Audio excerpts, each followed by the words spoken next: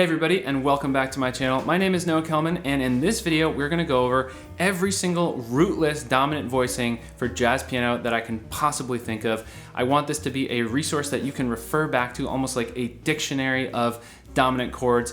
In the last video, if you haven't seen that yet, check it out because that's where I went over all of the different sounds in root position so you could really understand the different dominant sounds sonically. In this video, we're gonna essentially build on that and now add a bunch of rootless voicings to our vocabulary.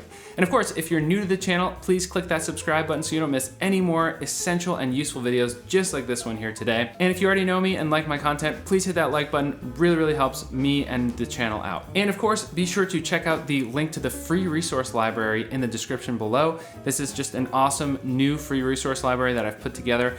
Totally free, and I'm working really hard to constantly improve it and make it more and more valuable for you. All right, let's dive right in. So let's start today with just single hand rootless voicings, and then we'll get into double hand voicings a bit as well. So let's start by looking at root position. We've got 1, 3, 5, flat 7. That's our most basic. We can add the 9, right, which is what we're very commonly or frequently really going to do when it comes to jazz piano voicings. We can also add the sharp 11 and 13, and this is from bottom all the way up to a 13, a rooted dominant chord, right, a C13. So let's get to the fundamentals here. So great left hand voicing number 1. You're just gonna do this. So you're gonna have 3, flat 7, 9. That's it. If we want to spice it up and make it a C13, we're gonna add that in right there.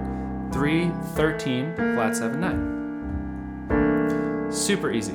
If we want to modify this so that it has a flat 9, we will simply flat the 9. We get this nice sound. If we want to have a sharp 9 and a 13, we'll do this. We'll have this sound. I think you're starting to get the picture here of how easy it is to get those sounds, right? We can also get our rootless single hand sharp 9, sharp 5 sound here, just like that. So we have 3, sharp 5, flat 7, sharp 9.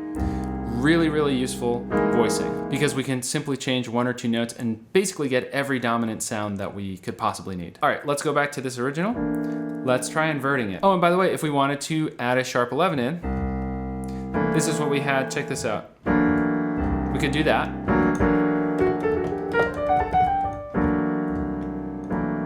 I actually like the sound better when we just remove the 13 and do the 5 instead. That's a really nice cluster to me.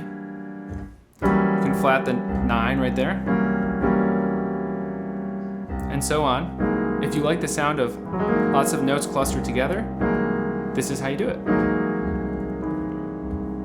Oh, and by the way, if you actually want to have all of these voicings written down in an actual PDF source format, so it's easy to see like an actual dictionary, plus many other voicings included as well, some other crunchy cluster voicings and other voicings you probably haven't heard before. Check out the brand new PDF that I have just released that has pretty much every voicing that I could possibly think of in it for your consumption, and only voicings that I actually think are, beautiful sounding voicings for different scenarios.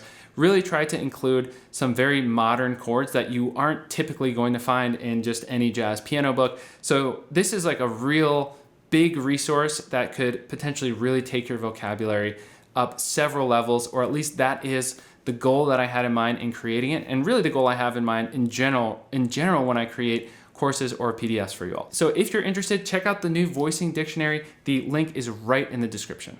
All right, now let's look at another one. So let's do another inversion here. So we're gonna take the bottom note of the chord and we're gonna simply move it to the top. And guess what? With this rootless voicing, we've got some of the same options here. This is our C13, right? But we could also add the sharp 11, that's a common voicing, flat 9, sharp 9,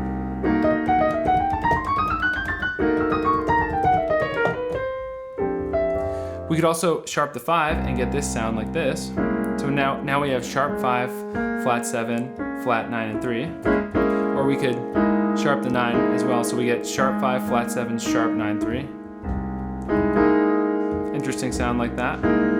But more commonly, you're gonna see this inversion. So take the bottom note, put it on top, do it one more time, and now we have flat 7, 9, 3, 13. This is super common. And just like before, we can remove notes, so we could take out the 9, and this is also common. Flat 7, 3, 13. make that a sharp 9. But really more commonly, you'll keep the 3 in there. Get that nice crunchy sound. Change the sharp 9 to a flat 9. Beautiful. Change the 3 to a sharp 11. Also very nice. And if I'm moving a little fast here, feel free to take notes, or you can always slow the video down literally by using the settings in YouTube. But I just want you to see all these different options and see how easy it is to actually navigate between them. And that's a really important thing to understand, because we want to use good voice leading when we are comping, even for ourselves. And just like before, it's cool to learn to move these intervallically like this with your left hand. This is a sound you'll hear a lot, right? We're taking that sharp 9, sharp 5. But I actually like to take that sharp 5 out and just get this sound a bit more open.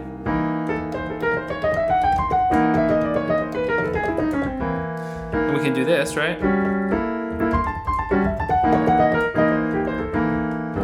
Get some really cool sounds here. Now let's see if we can get some more uncommon sounds. So give you some interesting flavors here. So first of all, we could do flat 7, sharp 9, 3, sharp 11, 13. That's an interesting voicing right there. I love it. You could also do this and just get a typical sharp 11 sound, 13, sharp 11. And add the 3 as well if you want. You could actually also get the block chord sound that we talked about last time.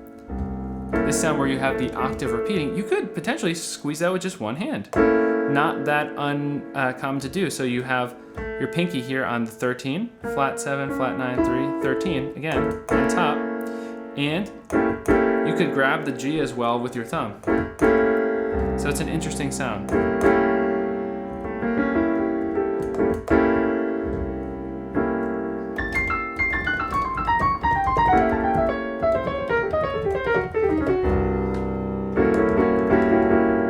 We can really kind of move around here and get some really pretty sounds. All right, now, inevitably, I missed some interesting sounds that we could have gotten. So if you can think of some, let me know in the comments. We can continue to make this set of videos, this series, even more useful by getting even more potential voicings in the comment section below and just building our voicing dictionary here. All right, let's look at two-hand rootless voicings now. Okay, really common shapes here. Here's the first one. Flat 7, 3, 13, 9, 5, and even 1 on top if you want. And if you move it around that normal dominant scale as opposed to the Lydian dominant scale, you get 1, 2, 3, 4, 5, 6, flat 7. And so it works great for sus chords as well. And you get this, which is a dominant sus sound, something I'll talk about in another video. But this shape is super useful for dominant chords. And let's look at another really useful chordal voicing, meaning with a Q, right? Q-U-A-R-T-A-L. I think that's how it's spelled. Let me know if I'm wrong in the comments. But here it is. It's 3, flat 7, 9. So you might recognize this even from our left hand rootless voicings. And then on top we add 5 and 1. And if we want, we could add this sharp 11 on top too. I love doing that. And if we want as well, we could add the 13 down here. I don't love that. I prefer to do it up here. If you can reach that, it's pretty cool open voicing. You could also, of course, do it down here. And this is also a really cool one. I love that sound. Now, I want to look at these and see what we can do with extensions here.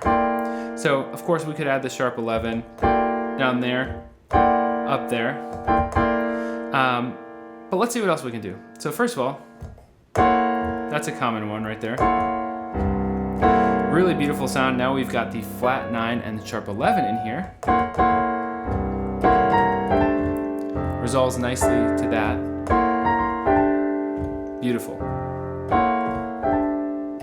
Another really simple shift is to just bring that 13 right there down to a sharp 5. So we actually have flat 7, 3, flat 13, flat 9, sharp 11.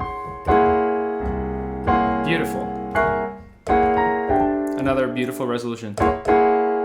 Another nice voicing up around here is flat 7, 3, sharp 5, 1, sharp 9, sharp 11.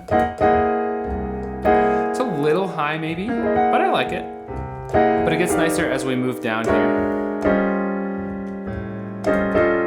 Really cool, right? But actually, this same voicing can actually be the tritone away, right? So in this scenario, we actually have 3, flat 7, 9, sharp 11, 13, and 1 on top. And this right here is a really common rootless voicing for dominant chords. So now that we're down here, let's go back to C. And let's see what we can do here. So we have 3, flat 7, 9, sharp 11, 13. Let's move that up. Let's move this sharp 9 down to a flat 9 now. Another really nice sound. Now we get that doubled octave sound with this version.